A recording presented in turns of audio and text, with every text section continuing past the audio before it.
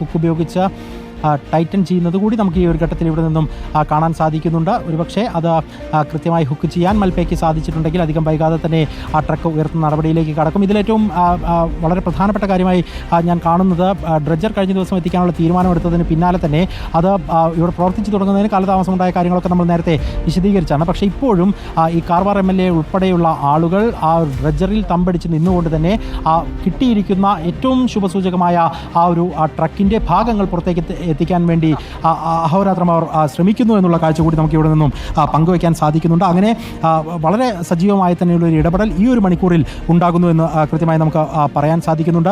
കാരണം നേരത്തെയൊക്കെ ആ കാര്യത്തിൽ പലതരത്തിലുള്ള പഴികൾ ജില്ലാ ഭരണകൂടം കേട്ടിട്ടുണ്ട്. പക്ഷേ അതിനപ്പുറത്തേക്ക് ഇപ്പോൾ ഒരു തീരുമാനം എളുപ്പത്തിൽ നേരത്തെ തന്നെ പറഞ്ഞിരുന്നത് അങ്കോല IBയിൽ വെച്ചായിരിക്കും ഒരു യോഗം ചേരുക എന്നുള്ളതായിരുന്നു. എന്നാൽ പൂർണ്ണതോതിൽ അത്തരത്തിലേക്ക് ഒരു യോഗത്തിലേക്ക് ഒരു ഇരുന്നിട്ടുള്ള യോഗത്തിലേക്ക് പോകാതെ തന്നെ ഏറ്റവും പെട്ടെന്ന് തന്നെ തീരുമാനങ്ങൾ എടുക്കുന്ന തരത്തിലേക്ക് ജില്ലാ ഭരണകൂടത്തിലെ ആളുകൾ ഒപ്പം തന്നെ ജനപ്രതിനിധികളൊക്കെ ചേർന്ന് എത്തി. അവർ പിന്നീട് ഡിങ്കി ബോട്ടിൻ്റെ സഹായത്തോടു കൂടി ഡ്രഡ്ജറിലേക്ക് എത്തി അവിടെ നിന്ന് മൽപ്പയുമായി സംസാരിച്ച് അന്തിമമായ ഒരു തീരുമാനത്തിലേക്ക് എത്തുന്നതൊക്കെ നമ്മൾ കണ്ടു. ഇപ്പോഴും നമുക്ക് ദൃശ്യങ്ങളിൽ തന്നെ കാണാൻ സാധിക്കുന്നത് മൽപ്പയെ ഏതാണ്ട് കുറച്ച് സമയമായി അടിത്തട്ടിൽ തന്നെയാണുള്ളത്. നേരത്തെ പല ഘട്ടങ്ങളിലായി മൽപ്പയുടെ ഡൈവ് നമ്മൾ കണ്ടിട്ടുള്ളതാണ്. ഏറെ സമയം വെള്ളത്തിനടിയിൽ അത്തരത്തിൽ നിൽക്കാൻ കെൽപ്പുള്ള ഒരു വളരെ നല്ല രീതിയിൽ തന്നെ ഡൈവ് ചെയ്യുന്ന ഒരാൾ കൂടിയാണ് അക്വാമാൻ എന്നറിയപ്പെടുന്ന ഈശ്വർ മൽപ്പെ. അതുകൊണ്ട് തന്നെ ഈശ്വർ മൽപ്പെ അത്തരത്തിൽ ആ ഒരു ട്രക്ക് ഹുക്ക് ചെയ്യാനുള്ള ശ്രമങ്ങൾ തന്നെ ഇപ്പോഴും നടത്തിക്കൊണ്ടിരിക്കുന്നു എന്നുള്ളത് തന്നെയാണ് നമുക്ക് കാണാൻ സാധിക്കുന്നത്. ഇനിയിപ്പോൾ അത് കൃത്യമായി അദ്ദേഹത്തിന് ഹുക്ക് ചെയ്യാൻ സാധിക്കുക എന്നുള്ളത് മാത്രമാണ് നമുക്ക് മുന്നിലുള്ള ഏറ്റവും വലിയ കടമ്പയായി നിൽക്കുന്നത്. ആ കടമ്പ കൂടി പൂർത്തിയാക്കപ്പെട്ടാൽ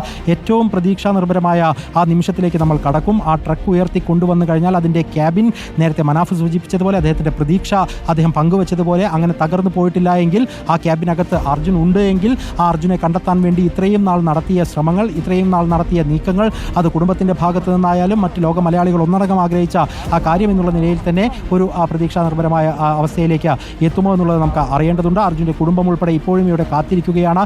ഇന്ന് ഏറ്റവും നല്ലൊരു റിസൾട്ട് ഉണ്ടാകുമെന്ന് ഉച്ചയ്ക്ക് AK അഷ്റഫ് MLA പോലും പ്രതികരിക്കുമ്പോൾ അദ്ദേഹം ശുഭാപ്തി വിശ്വാസത്തോടുകൂടി പറഞ്ഞിട്ടുണ്ടായിരുന്നു. അതിനുള്ള പ്രധാനപ്പെട്ട കാരണമെന്ന് പറയുന്നത് ആദ്യഘട്ടത്തിൽ തന്നെ നടത്തിയ ദൗത്യവുമായി ബന്ധപ്പെട്ടുകൊണ്ട് ഉത്തരകന്നഡ ജില്ലാ ഭരണകൂടത്തിന് പ്രത്യേകിച്ച് സതീഷ് തേലി MLAക്ക് SP നാരായണയ്ക്ക് ഉൾപ്പെടെയുള്ള ആളുകൾക്ക് വലിയ വിമർശനങ്ങളുണ്ട്. അത് രഞ്ജിത്ത് ഇസ്രായേലിയുമായി ബന്ധപ്പെട്ടുകൊണ്ട് അവർ സമയം വൈകിപ്പിച്ചു തുടങ്ങിയ ആരോപണങ്ങളാണ്, ആക്ഷേപങ്ങളാണ്. അത്തരത്തിലുള്ള കാര്യങ്ങളൊക്കെ ഇന്നും അവർ പങ്കുവയ്ക്കുന്നത് നമ്മൾ കണ്ടു കഴിഞ്ഞു. എന്നാൽ അതിൽ നിന്നൊക്കെ മാറി ഞങ്ങൾ നേരത്തെ തന്നെ പറഞ്ഞ ഇടത്ത് ഇപ്പോൾ വാഹനം കണ്ടെത്താൻ കഴിഞ്ഞിരിക്കുന്നു എന്നുള്ള നിലപാടിലേക്ക് ഉത്തരകന്നഡ ജില്ലാ ഭരണകൂടത്തിൻ്റെ ഭാഗമായി നിൽക്കുന്ന ആളുകൾ എത്തുന്ന കാഴ്ച കൂടി നമ്മൾ ഇന്ന് കണ്ടിട്ടുണ്ട്. എന്തായാലും അത്തരം വാദപ്രതിവാദങ്ങൾക്ക് അപ്പുറത്തേക്ക് ഈ 3 മനുഷ്യരെ കണ്ടെത്താനുള്ള മൽപ്പെ വീണ്ടും മുകളിലേക്ക് എത്തിയിട്ടുണ്ട്. അദ്ദേഹം ക്രെയിൻ ഓപ്പറേറ്റർക്ക് നിർദ്ദേശം നൽകുന്നത് നമുക്ക് കാണാം. ആ റോപ്പ് ടൈറ്റ് ചെയ്യാനുള്ള ശ്രമങ്ങൾ ആണ് എന്നാണ് നമ്മൾ മനസ്സിലാക്കുന്നത്. ആ റോപ്പ് ടൈറ്റ് ചെയ്യാനുള്ള ശ്രമങ്ങൾ തന്നെയാണ് എന്ന് കരുതുന്നു. അങ്ങനെയെങ്കിൽ അത് പൂർണ്ണമായും അദ്ദേഹത്തിന് ഹുക്ക് ചെയ്യാൻ സാധിച്ചിട്ടുണ്ടാകും എന്ന് നമ്മൾ കരുതുകയാണ്. അത് ഈശ്വർ മൽപ്പെ വീണ്ടും ഡൈവ് ചെയ്യുന്നു. അദ്ദേഹം വീണ്ടും ഡൈവ് ചെയ്യുന്നത് നമുക്ക് കാണാൻ സാധിക്കുന്നുണ്ട്. അങ്ങനെ ആ റോപ്പ് പൂർണ്ണമായും അതിൽ ബന്ധിപ്പിക്കുക എന്നുള്ളത് തന്നെയാണ് ഏറ്റവും ശ്രമകരമായ ദൗത്യമാണ്. കാരണം വലിയ വിസിബിലിറ്റി പ്രശ്നങ്ങൾ നേരത്തെ ഉണ്ടായിരുന്നെങ്കിൽ പോലും ഇപ്പോൾ അത്രത്തോളം പ്രശ്നങ്ങളില്ലെങ്കിലും ആദ്യഘട്ടത്തിൽ ഞാൻ മൽപ്പയുമായി സംസാരിക്കുമ്പോൾ അദ്ദേഹം പറഞ്ഞത് സ്വിമ്മിംഗ് പൂളിന് സമാനമായ രീതിയിലാണ് ഇന്ന് ഗംഗാവലി നദി എന്നായിരുന്നു. എന്നാൽ നമുക്ക് ആ ദൃശ്യങ്ങൾ കാണുമ്പോൾ വളരെ വ്യക്തമാകും. അത്ര കണ്ട് സുഖകരമായി അങ്ങ് താഴെത്തട്ടിൽ പോയി ഈ വാഹനത്തിന് കൊളുത്തിട്ട് അതിനെ പുറത്തേക്ക് എത്തിക്കാൻ കഴിയുന്ന സാഹചര്യം ഇല്ല എന്നുള്ളത്. കാരണം ആ ജലത്തിൻ്റെ അടിത്തട്ടിലെ ഒഴുക്കിൻ്റെ നിറമൊക്കെ ഏതാണ്ട് ഒരു മഞ്ഞ കലർന്ന നിറത്തിലാണുള്ളത്. നമുക്ക് മുകൾ തട്ട് ഇങ്ങനെ വളരെ ശാന്തമായി കാണുന്നുണ്ടെങ്കിൽ പോലും അടിത്തട്ടിൽ അത്ര കണ്ട് സുഖകരമല്ല കാര്യങ്ങൾ എന്നുള്ളത് വളരെ വ്യക്തമാണ്. അപ്പോൾ അദ്ദേഹം അങ്ങനെ ഒരു ടോർച്ചൊക്കെ ഉപയോഗിച്ചാണ് താഴെത്തട്ടിലേക്ക് പോകുന്നതും അതവിടെ